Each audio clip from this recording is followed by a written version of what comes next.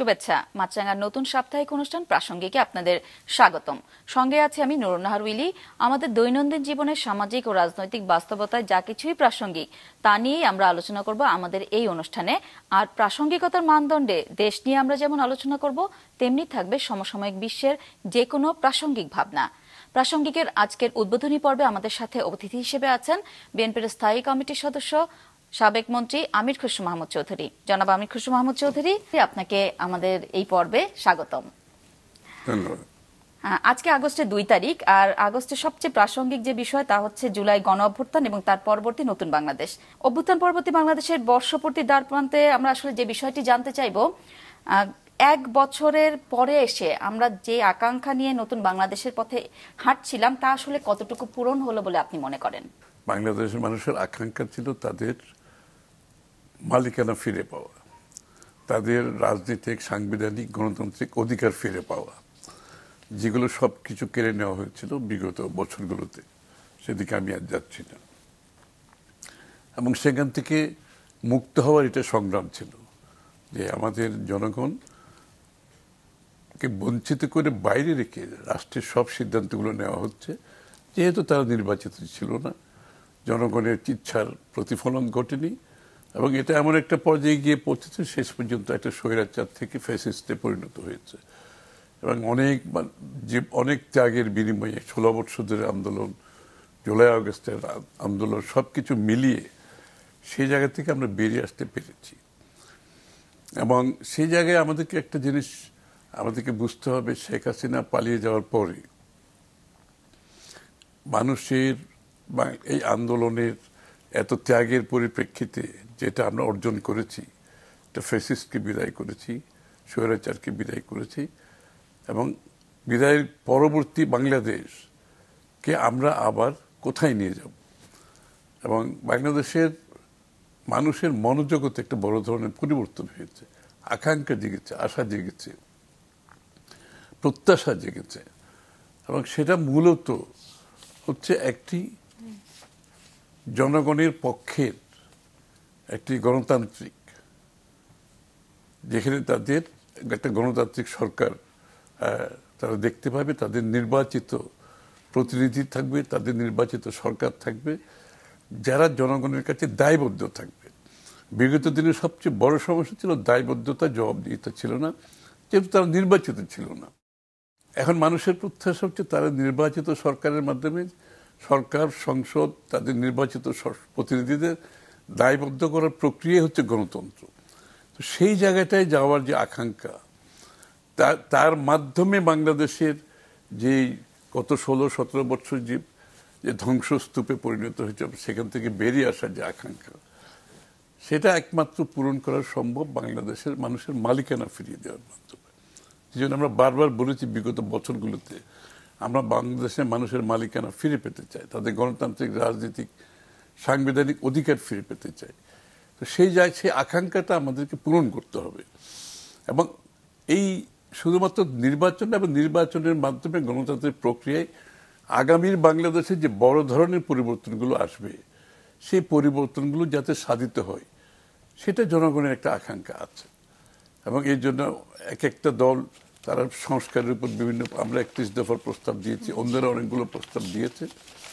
এবং তার পরিপ্রেক্ষিতে আমরা যেখানে ঐক্যমতের জায়গায় আসতে পেরেছি, সেগুলো বাস্তবায়ন করা খুবই সহজ। আর যেগুলো আমরা আসতে পারি নাই, আমরা জনগণের কাছে যেতে হবে। গত জুনে লন্ডনে আসলে প্রধান উপদেষ্টার সাথে বিএনপির ভারপ্রাপ্ত চেয়ারম্যানের একটা বৈঠক হয়েছিল, তখন লন্ডনে আপনি ছিলেন। যদিও আমরা সেই লন্ডন বৈঠকের পরে আসলে কি কথা হয়েছিল নির্বাচনের তারিখ ছাড়া, ফেব্রুয়ারির প্রথম সপ্তাহে নির্বাচন ছাড়া অন্য কিছু জানতে পারিনি। সে বিষয়ে জানতে চাইব, আপনারা বারবার বলেন যে ফেব্রুয়ারিতেই নির্বাচন দিতে হবে। নির্বাচন নিয়ে কি কোনো ধরনের অস্পষ্টতা বা শঙ্কা আপনাদের মধ্যে আছে? না, শঙ্কা থাকার তো কোনো কারণ নাই। আমি তো আগেই বলেছি, মূলত নির্বাচনের ছাড়া একটি দল জোর করে ক্ষমতা দখল করেছে। সুতরাং প্রথম দায়িত্ব হবে এই ইন্টেরিয়াম সরকারের, যে নির্বাচনী প্রক্রিয়াটা স্বচ্ছ এবং গ্রহণযোগ্য করে নির্বাচনের মাধ্যমে ট্রানজিশন টু ডেমোক্রেটিক প্রসেস, সে জায়গাটায়। সুতরাং সেখানে 1 বছর চলে গেছে, এটা অনেকের মনে বিভিন্ন ধরনের প্রশ্ন থাকতেই পারে যে নির্বাচন করতে এত দীর্ঘ সময় তো প্রয়োজন নয়। আর যে ঐক্যমতের বিষয়গুলো আছে, যে হনদের বিষয়গুলো আছে, সেখানে ঐক্যমতের পরিপ্রেক্ষিতে যতটুকু হয়েছে সেটা তো হয়েছে, তার বাইরে জনগণের কাছে আপনাকে যেতে হবে, প্রত্যেকটি দলকে, আমাদেরকেও যেতে হবে। আমরা তো কালকে বলতে পারবো যে আমার 31 দফা সবাইকে মেনে নিতে হবে, কারণ এটা সম্ভব না, অনেক দলের কাছে গ্রহণযোগ্য নাও হতে পারে, আবার অন্য দলগুলো আমাদের কাছে গ্রহণ। এই ক্ষেত্রে আমাদের নির্বাচনের প্রক্রিয়া দ্রুত যাওয়ার যে বিষয়টা, সেটা আমরা যত বিলম্বিত করব, সেটার বাংলাদেশের স্থিতিশীলতাই আপনার প্রশ্নবিদ্ধ হবে, সমস্যা সৃষ্টি করতে পারে। আমরা যদি একটা গণতান্ত্রিক নির্বাচনের মাধ্যমে একটা গণতান্ত্রিক সরকার যদি নির্বাচিত হয়ে না আসতে পারে এবং বিলম্বিত হয়, এই স্পেসটা কিন্তু যারা পরাজিত শক্তি, যারা পালিয়ে গেছে, তারা কিন্তু এটাকে ব্যবহার করার চেষ্টা করছে, ইতিমধ্যে আমরা দেখতে পাচ্ছি বিভিন্ন জায়গায়। সুতরাং একটা জনগণের নির্বাচিত সরকারের যে রাজনৈতিক শক্তি, যে জনগণের সমর্থন পুষ্ট যে শক্তিটা, সেটা কিন্তু একটা ভিন্ন অবস্থান থেকে তারা কাজ করতে পারে। এবং তার সাথে রাষ্ট্রের যে কাঠামোগুলো, রাষ্ট্রের যে বিভিন্ন অংশগুলো যারা কাজ করে, তারা কিন্তু এক ধরনের বাধ্যবাধকতার মধ্যে থাকে, কারণ জবাবদিহিতার মধ্যে থাকে, কারণ তারা জনপ্রতিনিধিদের মধ্যে কাছে দায়বদ্ধতাকে দৈনন্দিন ভিত্তিতে, যেটা বর্তমানে অনুপস্থিত। এটা ইন্টারিম সরকারের বিরুদ্ধে কিছু না, এটা তাদের দায়িত্বে পড়ে না, স্বাভাবিকভাবে তারা নির্বাচিত নয়, তাদের দায়িত্বে পড়ে না। এই জন্য আমার মনে হয় যত তাড়াতাড়ি সম্ভব নির্বাচনের দিকে আমরা এগিয়ে যেতে পারি, তত বেশি একটি আমাদের ডেমোক্রেটিক অর্ডারের মাধ্যমে দেশের পরিবর্তন বলেন, উন্নয়ন বলেন, বাংলাদেশের নতুন বাংলাদেশ গড়ার যে প্রত্যয়, সেটা তার মাধ্যমেই সম্ভব, তার বাইরে তো আর সম্ভব না। সেই প্রক্রিয়া যত তাড়াতাড়ি সম্ভব আমার মনে করা উচিত। এবং যেটা লন্ডনে আমরা সম্মত হয়েছি যে ফেব্রুয়ারির প্রথমার্ধে নির্বাচনের দিকে দেশ যাবে, এবং আমরা নির্বাচনী প্রক্রিয়ার মাধ্যমে, স্বচ্ছ নির্বাচনের মাধ্যমে, একটা গণতান্ত্রিক অর্ডারের মাধ্যমে দেশটাকে এগিয়ে নিয়ে যাওয়ার, জনগণের যে মালিকানা, তার মাধ্যমে দেশটাকে এগিয়ে নিয়ে যাওয়ার যে প্রত্যয়, সেটা আমরা ভালোভাবে করতে পারবো। আরো দ্রুত করার কারণ হচ্ছে নির্বাচন প্রক্রিয়াটাকে করার প্রয়োজনীয়তা এই জন্য দেখা দিচ্ছে যে কি আপনি দেখবেন যে সমস্ত দেশ বিপ্লবোত্তর, যে সমস্ত দেশ যত তাড়াতাড়ি গণতান্ত্রিক প্রক্রিয়ায় গিয়ে নির্বাচনের মাধ্যমে গণতান্ত্রিক সরকার গঠন করে চলতে পেরেছে, সেই দেশগুলো কিন্তু ভালো করছে। আর যে সমস্ত দেশে বিপ্লবোত্তর নিজেদের মধ্যে দ্বিধাদ্বন্দ্বের মাধ্যমে সময় ক্ষেপণ করেছে, সেই সমস্ত দেখবেন আপনি সিভিল ওয়ার হচ্ছে, দেশের মধ্যে চরম দ্বিধা বিভক্তি হচ্ছে, অর্থনীতি ভেঙে পড়েছে। এই জন্য আরেকটা কারণ আমরা বলছি যে যত তাড়াতাড়ি আপনি গণতান্ত্রিক প্রক্রিয়ার মাধ্যমে নির্বাচিত সরকারের হাতে তুলে দিতে পারবেন, এই বিপদগুলো থেকে আমরা মুক্ত হতে পারবো। বিএনপির আপনারা বলছেন যত দ্রুত সম্ভব নির্বাচনের পথে হাঁটতে হবে, এবং অন্য অনেক দল বলছে বিএনপি নির্বাচনের জন্য অস্থির হয়ে গেছে, এবং যে ঐক্যের আলোচনা হচ্ছে ওখানে অনেকেই বলছে বিএনপির আসলে অনেক ধরনের অসহযোগিতার কারণে ঐক্যে আসা যাচ্ছে না। এটিকে আপনারা কিভাবে দেখেন? আমি আগেই বলেছি, যেটা আমাদের জন্য যেটা গুরুত্বপূর্ণ আরেকজনের জন্য গুরুত্বপূর্ণ নাও হতে পারে, আমাদের 31 দফা আরেকজনের কাছে গ্রহণযোগ্য নাও হতে পারে, তাই না? তা আমাকে তো এই জায়গায় ছাড় দিয়ে বলতে হবে যতটুকু আমরা মতৈক্য হব সেটা নিয়ে আপাতত আমরা ঐক্যমতের পরিপ্রেক্ষিতে সেগুলো সমাধান দিই, আর বাকি যেখানে ঐক্যমত হবে না সেটা জনগণের কাছে যেতে হবে। আর তো কোনো দ্বিতীয় প্রক্রিয়া নেই। এর সমাধান হচ্ছে দেশের মালিকের কাছে আপনাকে যেতে হবে, ম্যান্ডেট চাইতে হবে। আপনার ম্যান্ডেট নিয়ে সংসদে এসে প্রত্যেকটি দলের অধিকার আছে তাদের যে কার্যক্রম, তাদের যে উদ্দেশ্য আদর্শ, সেটা পূরণ করা। বিএনপি যেমন বলছে যে সনদটি হতে যাচ্ছে জুলাই সনদ, তো সেখানে বিএনপি বলছে যে তারা এর সমাধান আসলে পরবর্তী নির্বাচিত সংসদের মাধ্যমেই করতে চায়, কিন্তু অন্য দলগুলো এটির আইনি ভিত্তি চাইছে, এবং তারা বলছে আইনি ভিত্তি ছাড়া তারা এতে সই করবে না। সামনের দিনে এটি নিয়ে কোনো সংকট তৈরি হতে পারে কিনা? সংকটের তো কিছু নাই। এটা আমরা সকলে যে বিষয়টা আমরা সই করবো সব করে, এটার প্রতি সকলের যে এটার প্রতি সমর্থন এবং কমিটমেন্ট, সেটা তো বলাই হচ্ছে সইয়ের মাধ্যমে, তাই না? আপনি আইনি ভিত্তিতে একটা অন্য প্রক্রিয়া, এবং আইনি ভিত্তিটা আমরা কিভাবে এখন নির্ধারণ করব? এটা তো নির্বাচিত সরকার, নির্বাচিত সংসদকে করতে হবে। আমরা কিছু পার্টি মিলে তো এই কাজটা করতে পারি না, তাহলে তো আপনি গণতান্ত্রিক প্রক্রিয়াকে তো বিশ্বাস করছেন না। আপনাকে জনগণে যতই পরিবর্তন যাই করেন, এটা গণতান্ত্রিক প্রক্রিয়ার মাধ্যমে হতে হবে। সেটা হবে জনগণের মতামতের প্রেক্ষিতে সংসদে এসে আপনাকে করতে হবে। সুতরাং আমাদেরকে এই অধিকার তো কেউ দেয় না যে আমরা কতগুলো দল বসে এই কাজগুলো করে ফেলবো। যেখানে আমরা ঐক্যমত হয়েছি সেগুলো কিন্তু আমাকে জনগণের কাছে নিয়ে যেতে হবে। আমরা 31 দফা যদি ঐক্যমত হয় আজকে, আমাকে কিন্তু জনগণের কাছে নিয়ে যেতে হবে 31 দফা, এবং জনগণের ম্যান্ডেট নিয়ে আমাকে সংসদে এসে পাস করতে হবে। তার বাইরে কিন্তু আমার করার অধিকার নেই। আমরা দিয়েছি 31 দফা, আমাদের প্রস্তাব এটা। জনগণ যদি অ্যাপ্রুভ না করে অথবা আংশিক অ্যাপ্রুভ করে, বাকিটা না, সেখানে আমাকে আমার অবস্থান বদলাতে হবে। অনেকে তো গণপরিষদ নির্বাচন, গণভোটের কথা বলছে, এটির বিষয়ে বিএনপির ভাবনা কি? না, এগুলো তো আলাপের কোনো বিষয় হতে পারে না। আপনি যখন নির্বাচিত সংসদের মধ্যে যেটা সিদ্ধান্ত হবে সেটা জনগণের মতামতের প্রতিফলন। আপনি যেই নামে এটাকে ডাকুন, কথা তো একটা, আপনাকে নির্বাচনের মাধ্যমে আপনাকে জনপ্রতিনিধিরা যে সিদ্ধান্ত নেবে সেটা জনগণের মতামতের প্রতিফলন।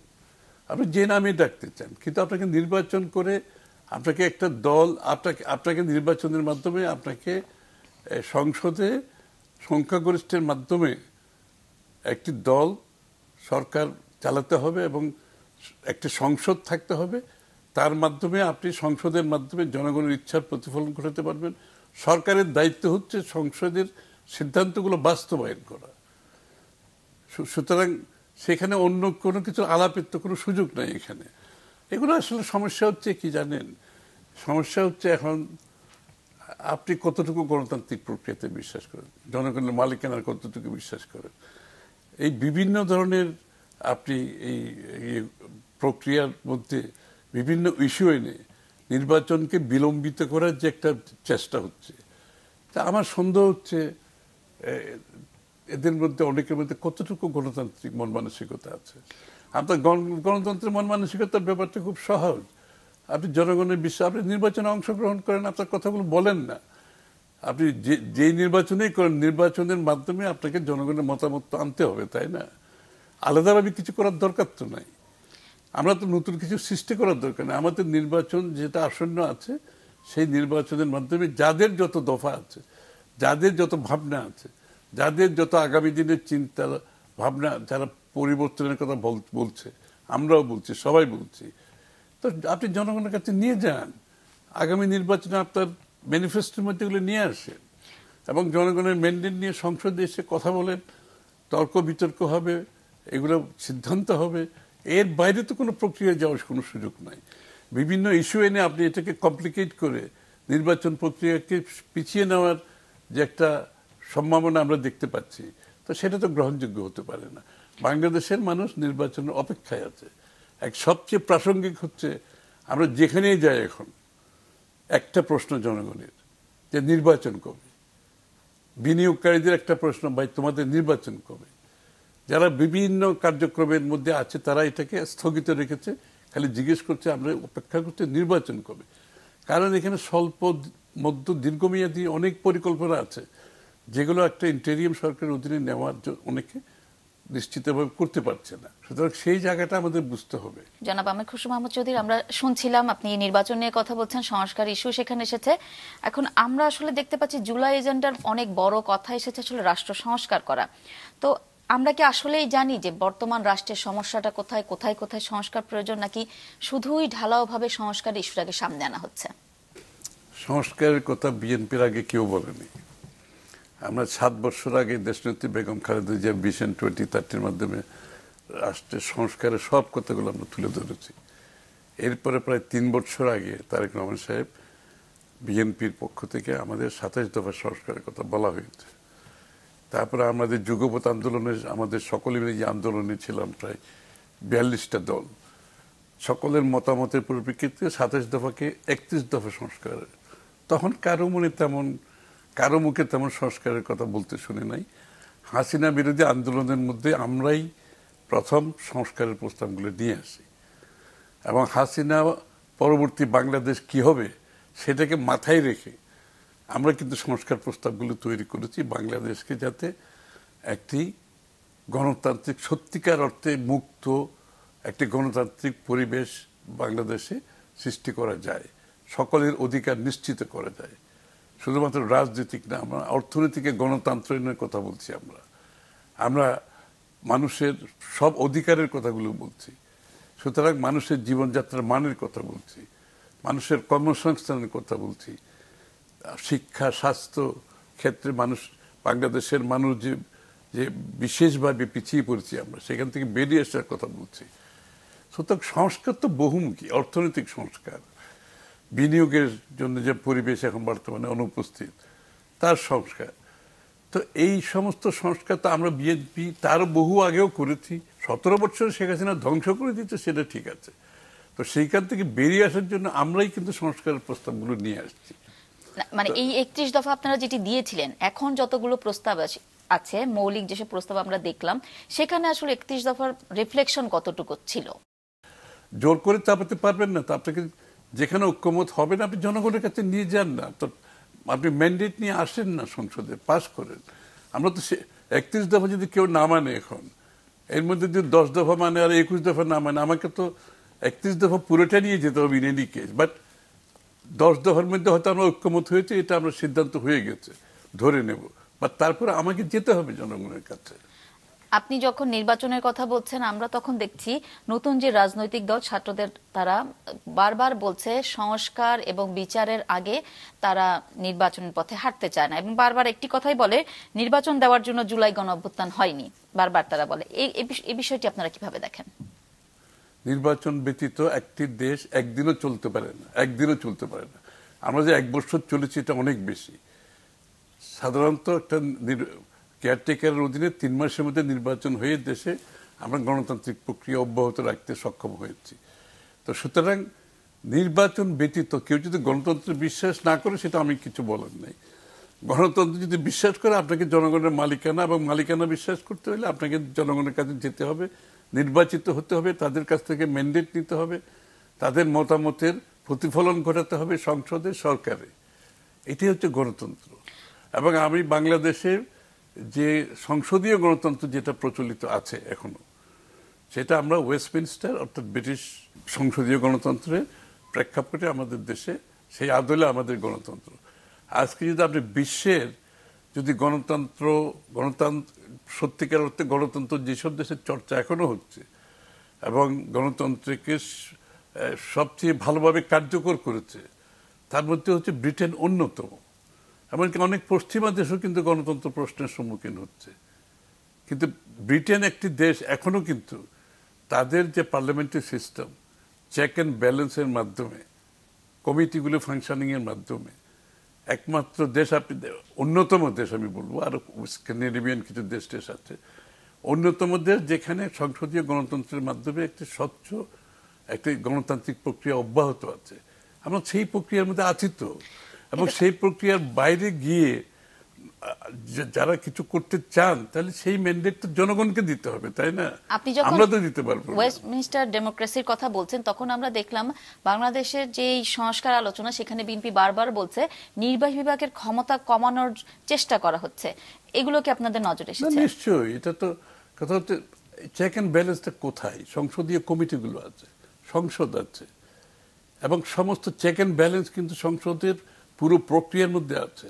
এই যে আপনি নিয়োগের কথা বলছেন, যে ইলেকশন কমিশনের নিয়োগ ইত্যাদি ইত্যাদি, আমি এই পার্লামেন্টারি সিস্টেমে কি হচ্ছে, এরা হচ্ছে কি পার্লামেন্টারি কমিটিগুলোতে যায়, এবং যারা যারা প্রার্থী তারাও সেখানে অনেকে উপস্থিত হতে হয়, এবং তারা কিন্তু সেই কমিটির সামনে জবাবদিহি হতে হয়।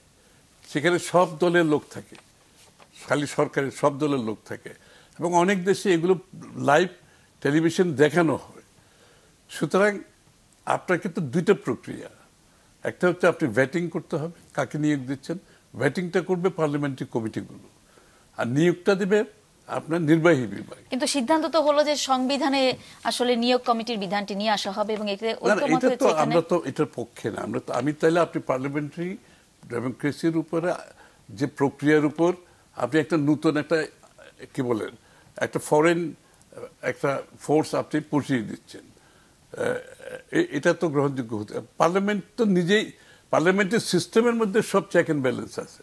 আপনি আলাদা কমিটি করে, যে কমিটির সিদ্ধান্ত ওরা ছাড়া কেউ জানবে না, কিন্তু পার্লামেন্টের কমিটির মাধ্যমে যে ভেটিং হবে সারা দেশ জানবে, সারা বিশ্ব জানবে, এখানে জিজ্ঞাসাবাদ হবে। এখানে যদি মনে করেন একটা কাউকে পদায়নের জন্য যদি election commission, chief election commission ওই ব্যাটিং এর মধ্যে পার্লামেন্টারি কমিটির মধ্যে একটা জিজ্ঞেস করবে, যদি কারোর পেছনে ব্যাকগ্রাউন্ডে এরকম থাকে যে আপনি কি বিএনপির কোনো মনোনয়ন চেয়েছেন, আমাদের তো ইনফরমেশন আছে আপনি চেয়েছেন মনোনয়ন, কিংবা আপনি কোনো বিএনপি ডেলিগেশনে গিয়েছেন, এইগুলো একেবারে উন্মোচিত হবে দিনের আলোর মতো, বুঝতে পারছেন? এবং জনগণ দেখবে।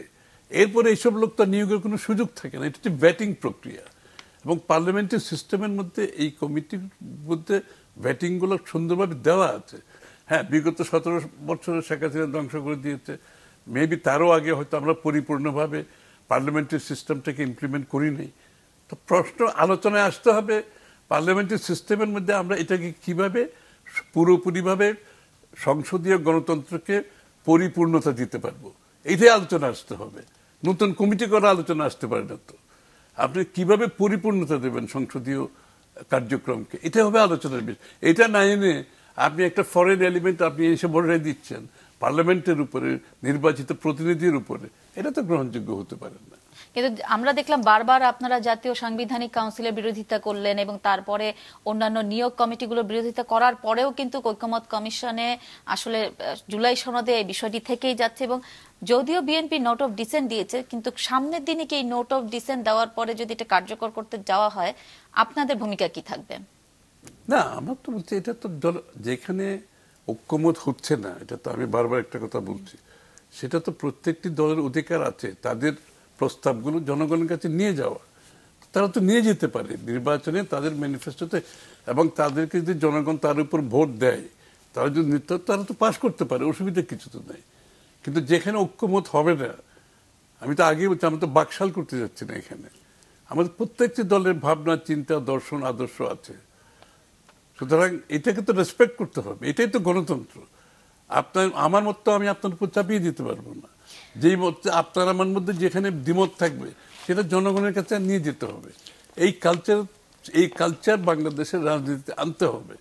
আপনি আপনার সাথে না মিললে এটা চলবে না, করবো না, বলবো না, এই সমস্ত কালচার তো এটা তো গণতান্ত্রিক কালচার হতে পারে। যেহেতু গণতান্ত্রিক কালচার নিয়ে কথা বলছেন, তো আমরা আসলে একটা প্রশ্ন করতে চাই।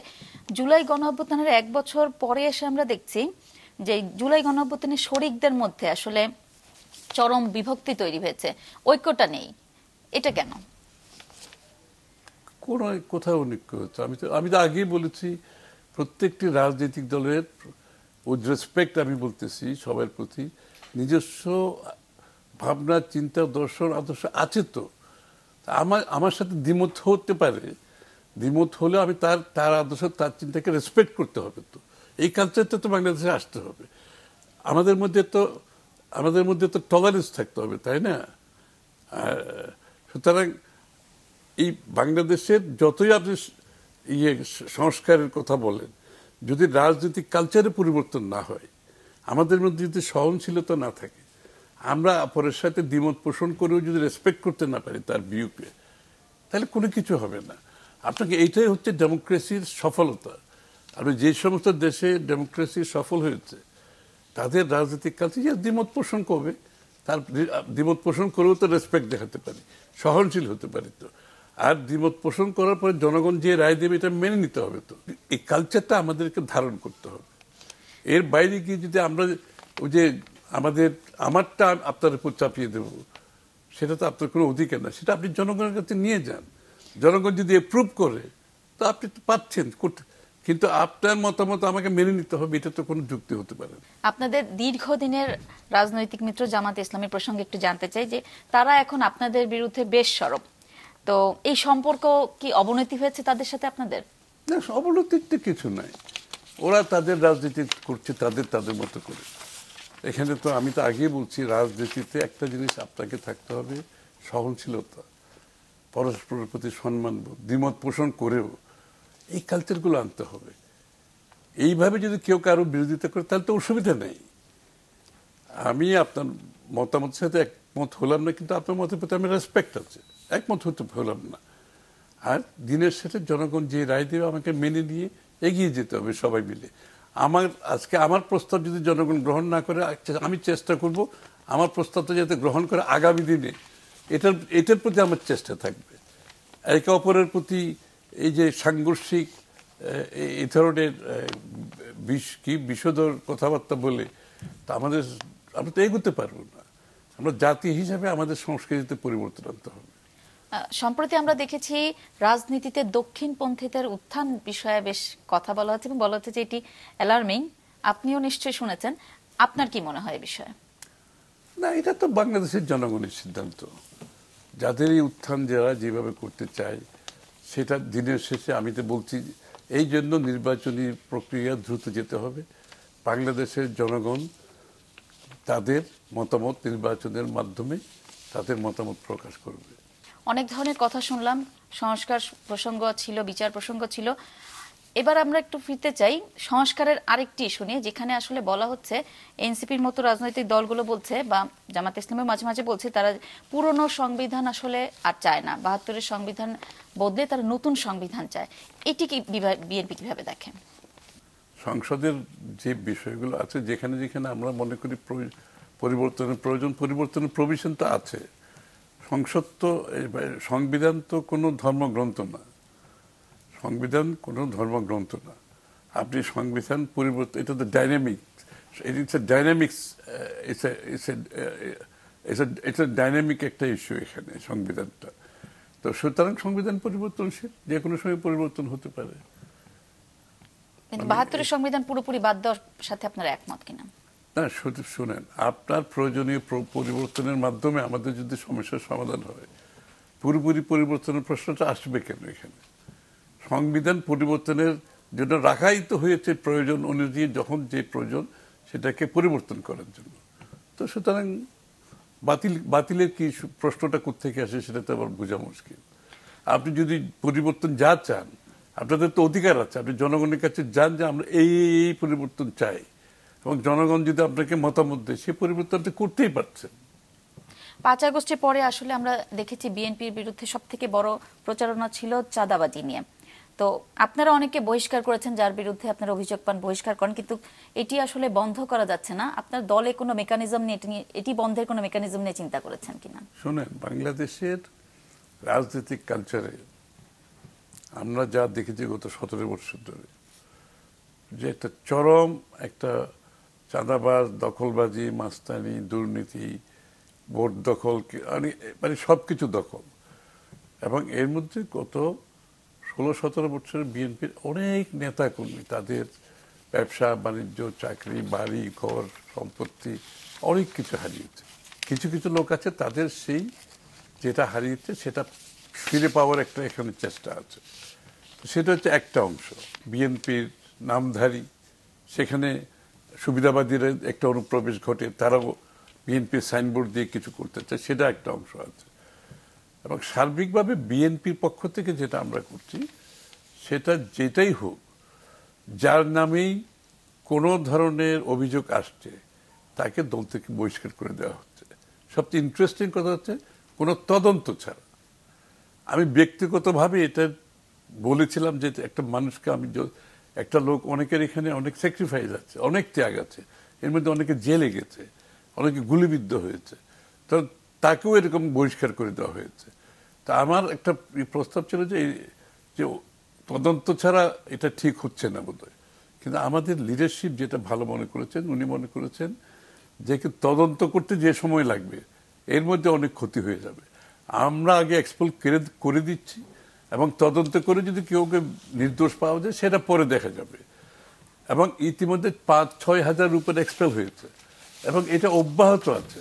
বাংলাদেশের ইতিহাসে কোনো দল, অনেকে তো চাঁদাবাজি করতেছে, আপনারা তো দেখতে পাচ্ছেন, অনেকে আন্ডারগ্রাউন্ড চাঁদাবাজি করতেছে, ওভারগ্রাউন্ড করতেছে, এগুলো আমরা সবাই জানি, এরা বিভিন্নভাবে চাঁদাবাজি করতেছে, কিন্তু কারো কোনো অ্যাকশন নেয়নি। বিএনপি একমাত্র দল এই পর্যন্ত ৫-৬ হাজারের উপরে মধ্যে এখন আমি সংখ্যা হারিয়ে ফেলছি, কারণ প্রত্যেক দিনে এক্সপেল হচ্ছে, প্রতিনিয়ত এক্সপেল হচ্ছে। এই ধারা অব্যাহত থাকবে। যারা চাঁদাবাজি, দখলবাজি, মাস্তানি করবে বিএনপিতে এদের কোনো জায়গা হবে না। এটা হচ্ছে পরিষ্কার পার্টির অবস্থান। এদেরকে বিএনপিতে এদের কোনো জায়গা হবে না, এরা বিএনপির রাজনীতিতে সম্পৃক্ত থাকতে পারবে না। এটাই আমাদের স্ট্যান্ড। এই ধারা অব্যাহত থাকবে। এটা কিছুটা সময় লাগতে পারে, কিন্তু আমাদের অবস্থান থেকে আমরা নড়ব না। এটা বরঞ্চ নির্বাচন এবং নির্বাচন পরবর্তী যদি সরকারে বিএনপি জনগণ যদি নির্বাচিত করে বিএনপিকে, এটা আরো কঠোর হবে, আরো কঠোর হবে। আমরা ক্ষমতায় থাকলে এখন অনেককে জেলে দেখতেন আপনারা, ওরা কেন জেলে যাচ্ছে না আমরা জানি না। যদি বিএনপি ক্ষমতায় থাকতো এদের অনেকে জেলে থাকতো এখনো। একেবারে সোজাসুজি এদের শাস্তির ব্যবস্থা আমরা সরাসরি করব। সুতরাং এই ব্যাপারে বিএনপির অবস্থানে কোনো পরিবর্তন হবে না। আমরা নতুন বাংলাদেশের মানুষের প্রত্যাশা, যে আকাঙ্ক্ষা, এটা পূরণ করতে হলে রাজনীতিতে গুণগত পরিবর্তন আনতে হবে। রাজনীতিতে আপনার মেধা নিয়ে আসতে হবে, রাজনীতিতে সততা নিয়ে আসতে হবে, আপনার সেবামূলক চিন্তা থাকতে হবে। রাজনীতিতে মেধার কথা বলছেন, রাজনীতিতে তো যেহেতু আপনাদের তরুণ রাজনৈতিক দল, ছাত্র দল আছে বা অন্যান্য উইং আছে, মেধা ভিত্তিক রাজনীতি চর্চাটা আসলে করা যাচ্ছে না কেন? না, একটা জিনিস আপনাকে স্বীকার করতে হবে, গত 14-15 বছর বিএনপি যেভাবে ক্ষতিগ্রস্ত হয়েছে, আক্রান্ত হয়েছে, বাড়িঘরেই তো থাকতে পারেনি। আমাদের কোনোদিন বাড়ির ভিতরে একটা সভা করতে পারিনি। আপনি গোয়েন্দা সংস্থা, পুলিশ ঘিরে ফেলেছে। সুতরাং বিএনপি তো আসলে বিগত পুরো দশকটাই আমাদের কোনো রাজনৈতিক কর্মকাণ্ড, আমরা শুধু শেখ হাসিনার বিরুদ্ধে সরানোর আন্দোলন ছাড়া আমাদের নিজস্ব কর্মকাণ্ড করা কঠিন ছিল। আমাদের 60 লক্ষের উপরে নেতাকর্মীর বিরুদ্ধে মিথ্যা মামলা, হাজার হাজার নেতাকর্মী গুম হয়ে গেছে, খুন হয়েছে, জেলে মৃত্যুবরণ করেছে চিকিৎসার অভাবে, পুলিশের কাস্টডিতে মৃত্যুবরণ করেছে। বেগম জিয়া নিজেই তো 6-7 বছর জেলে থেকেছে। সুতরাং আমাদের অবস্থাটা বিগত দিনের তুলনায় এখন আমরা যে বিষয়গুলো আমি যেটা বলছি, যে গুণগত পরিবর্তনের জন্য বিএনপি আগামী দিনের বাংলাদেশ, যেটা নতুন বাংলাদেশ চিন্তা করছে, সেখানে সবকিছু বিষয়কে গুরুত্ব দিয়ে বিবেচনা করা হচ্ছে। এবং আগামী দিন শুধুমাত্র আমরা আমাদের 31 দফা সংস্কার প্রস্তাব এবং শিক্ষা, স্বাস্থ্য, আপনার কর্মসংস্থান, আমরা 1 কোটি 18 মাসে কর্মসংস্থানের কথা বলেছি, 18 মাসে 1 কোটি কর্মসংস্থানের কথা বলেছি। এই কাজগুলো আমরা কিন্তু একসাথে করে যাচ্ছি। স্বাস্থ্য খাতে, শিক্ষা খাতে বাংলাদেশের মানুষকে যেভাবে ডিপ্রাইভ করা হয়েছে বিগত দিনে, তার অধিকার থেকে বঞ্চিত করা হয়েছে, এগুলো নিশ্চিত করার জন্য আমরা কাজ করে যাচ্ছি। এবং নেতা কর্মীদের কিন্তু এগুলোর সাথে আমরা সম্পৃক্ত করছি। 18 মাসে 1 কোটি কর্মসংস্থানের কথা বলছেন, এটা আসলে বাস্তবায়ন হবে কিভাবে? একেবারে বাস্তবায়ন, আমরা হিসাব, এটা কোনো পলিটিক্যাল স্টেটমেন্ট না। আমরা কোন সেক্টরে দেশে কত কর্মসংস্থান হবে, বিদেশে কত সংস্থান হবে, আত্মকর্মসংস্থান কত হবে, এবং কোন সেক্টরে কত, আমরা সব হিসাব কিতাব করে আমরা আপনাদেরকে কিছুদিনের মধ্যে পুরো পিকচারটা তুলে ধরবো। হিসাব কিতাব করে কত বিনিয়োগ কোথায় হবে এবং কিভাবে কোন সেক্টরে কত কর্মসংস্থান হবে, আমরা সব কিছু কাজ শেষ করে এই কথাটা বলেছি এবং এটা আমরা জনগণের সামনে তুলে ধরবো আগামীতে। জনগণের সামনে কোন মাধ্যমে তুলে ধরবে? নির্বাচনী ইশতেহারের মাধ্যমে? না, নির্বাচনের আগেই আমরা তুলে ধরবো। এই 2-1 মাসের মধ্যে আপনি দেখতে পারবেন। আমরা ইশতেহারের জন্য অপেক্ষা করছি না। তো ওই পুরনো রাজনৈতিক ধাঁচে আমরা নাই এখন। আমরা আজকের কাজ আজকেই করতেছি, ইশতেহারের কাজ ইশতেহার করবে। ইশতেহারের জন্য কোনো অপেক্ষা নাই। স্বাস্থ্য খাতে কি করবো আমরা বলে দিয়েছি, আপনারা দেখেছেন যে ইউনিভার্সাল হেলথ কেয়ারের জন্য আমরা প্রত্যেককে মানুষের প্রাথমিক যে স্বাস্থ্যসেবা নিশ্চিত করা, শিক্ষার ক্ষেত্রে তাই, আমাদের কর্মসংস্থানের কথা বলছি আমি, যেগুলো মৌলিক বিষয়, এই কাজগুলো আমরা সমাপ্ত প্রায় করে ফেলেছি এবং এগুলো ইশতেহারের জন্য আমরা বসে নেই। ইশতেহার তখন যখন হবে তখন দেখা যাবে। আপনার কাছে আমি আরো দুটো প্রশ্ন রাখবো। একটি হচ্ছে বিএনপির পররাষ্ট্রনীতি। আসলে আমরা দেখতে পাচ্ছি চীনের সাথে আপনাদের সম্পর্ক উন্নয়ন হলো, ভারতের সাথে এখনো সেভাবে সম্পর্কের উন্নয়ন দেখা যাচ্ছে না। এটি কি বিএনপি চেষ্টা করে যাচ্ছে কিনা?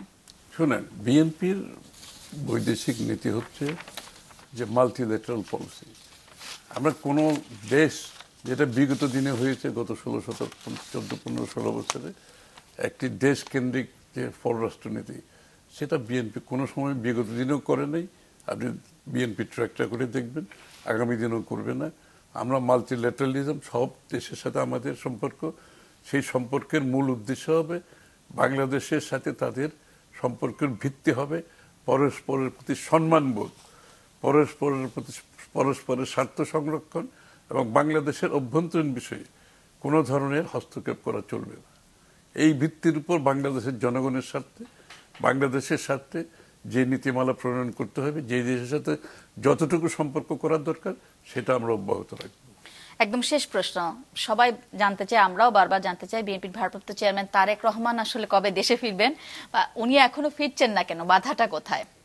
এটা আপনার প্রশ্ন না, এটা বাংলাদেশের সকলেই প্রশ্ন, কবে আসবেন। সবাই ওনার প্রতীক্ষায় আছেন, ওনার অপেক্ষায় আছেন। শুধু বিএনপির নেতা কর্মী, দেশের মানুষ সার্বিকভাবে উনি যে নেতৃত্ব দিয়েছেন শেখ হাসিনার বিরুদ্ধে ঐক্যবদ্ধ করে, যে বিশাল একটা যে মুভমেন্ট, আন্দোলনের মাধ্যমে শেখ হাসিনাকে বিদায় করা হয়েছে। সুতরাং এবং ওনার যে আগামী দিনের স্বপ্ন বাংলাদেশের, আমার মনে হয় বাংলাদেশের মানুষের স্বপ্ন উনি ধারণ করেই ওনার যে স্বপ্ন আছে সেটা জনগণ বুঝতে পারছে। সবাই ওনার অপেক্ষায় আছেন এবং আমি মনে করি উনি অতি শীঘ্রই আসার প্রস্তুতি নিচ্ছেন।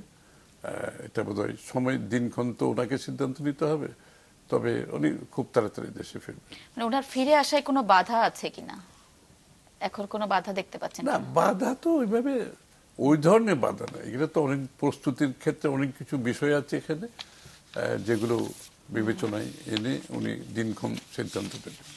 যুক্তরাষ্ট্র সম্প্রতি বিভিন্ন দেশের উপর বাণিজ্য শুল্ক আরোপ করেছে। বাংলাদেশের আমরা দেখলাম গতকালকে আসলে 20% শুল্ক নির্ধারণ করা হয়েছে। এটির আসলে কেমন প্রভাব পড়বে বাংলাদেশের অর্থনীতিতে? না, আপাতত আমি মনে করি এটা খুবই সন্তোষজনক, আমি আগেও বলেছি। এবং আপাতত আমাদের রপ্তানিকারকরা নিশ্চিন্ত হয়েছে এবং আমাদের সাথে যারা প্রতিযোগী দেশগুলো আছে তাদের সাথে তুলনামূলকভাবে আমরা আমাদের প্রতিযোগিতায় বাধাগ্রস্ত হওয়ার সুযোগ নেই, সম্ভাবনা নাই। এবং আমি মনে করি সেদিক থেকে আপাতত আমাদের একটা স্বস্তি, আমাদের রপ্তানিকারকটা একটা সংখ্যায় ছিল, সেদিক থেকে সন্তোষজনক অবস্থায় আছি।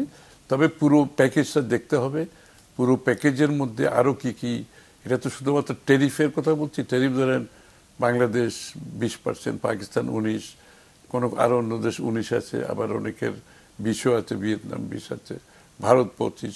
সেদিক থেকে এই বাংলাদেশ আমরা আমাদের কম্পিটিটিভনেস, প্রতিযোগিতায় অসুবিধা হওয়ার কোনো কারণ নেই। তবে এটা হচ্ছে যুক্তরাষ্ট্রের ট্যারিফের পুরো বিষয়টাই ছিল মানে আপনি যুক্তরাষ্ট্র থেকে কি কত মালামাল আনবেন, আমদানি করবেন। ধন্যবাদ আমির খসরু মাহমুদ চৌধুরী আপনাকে আমাদের অনুষ্ঠানে যোগ দেওয়ার জন্য। দর্শক, সময় হলো বিদায় নেবার। আজকে এই পর্বে এগুলোই ছিল আমাদের প্রাসঙ্গিকে। পরবর্তী পর্বে আবারও হাজির হব নতুন কোনো অতিথিকে সাথে নিয়ে। সে পর্যন্ত শুভরাত্রি।